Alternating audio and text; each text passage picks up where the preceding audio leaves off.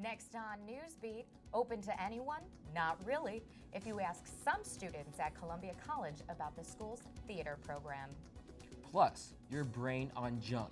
A new study reveals the power of those salty and sugary foods. But first, save some room for us, a seating war at Millennium Park between the Burbs and Chicagoans.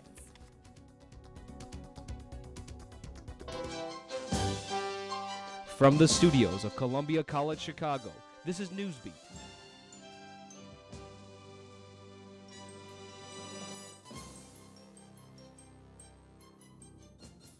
Good afternoon, I'm Kat Serdica.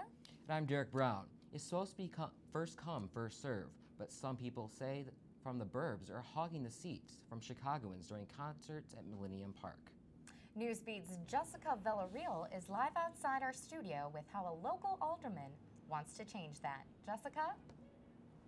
Alderman Eugene Schulter wants to add special seating, so the next time you are at Grant Park for a free concert, you may have a hard time finding a seat if you are from the suburbs.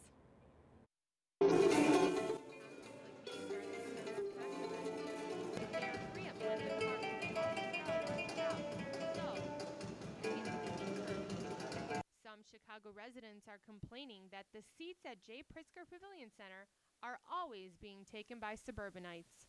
Citizens of Chicago should get first choice because they do pay the taxes. They're way higher than the suburb taxes. And there are places in the suburbs that also can have free shows. But the problem is this. People are taking their chairs out of their bags, placing them on the lawns, and taking up enough space for two people. Alderman Eugene Schulter says that they should get first dibs. After all, we supply $7 million worth of city taxes for the maintenance of the park, and it was the city of Chicago that built Millennium Park. But other Chicagoans feel that the park was made for tourism. Part of the reason this whole park was built was to attract tourists and people from outside of the city, so it's a little bit hard now to restrict or to give, privileges only to city people.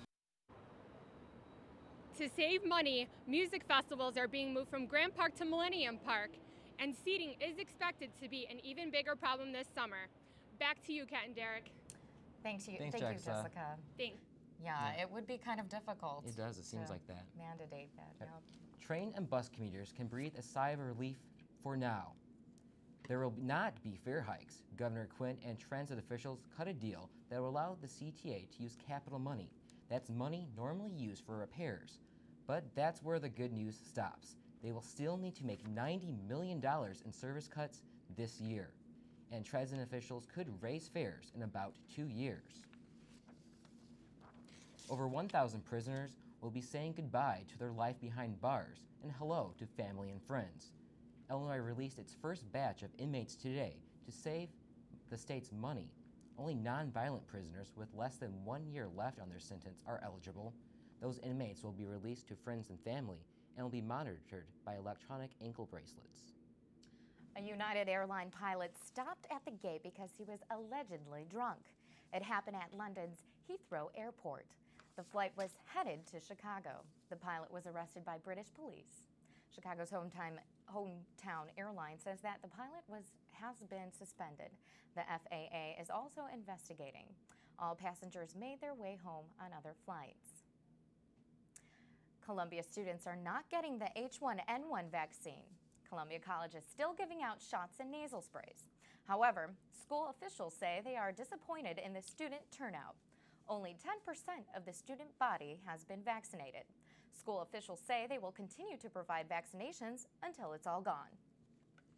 President Barack Obama is honoring veterans this holiday. After a special breakfast at the White House this morning, Mr. Obama and the First Lady made their way to Arlington National Cemetery. There he helped place a wreath at the tomb of unknown soldiers. Later today, the president will meet with his national security advisor to discuss the U.S. war strategy in Afghanistan. Coming up, convicted D.C. area sniper John Allen Muhammad is put to death. Did he make a final comment to his victims?